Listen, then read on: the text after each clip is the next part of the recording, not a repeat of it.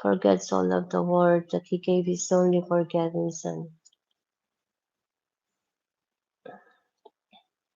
and whoever believes in him shall not perish, but have everlasting life. John 3:16.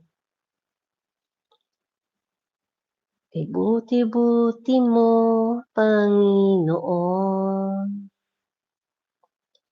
sa lahat ng oras, sa bawat araw. Ika'y laging tapat kong magmahal. Ang iyong kawaan ay magpawalang hanggan. Pinupuri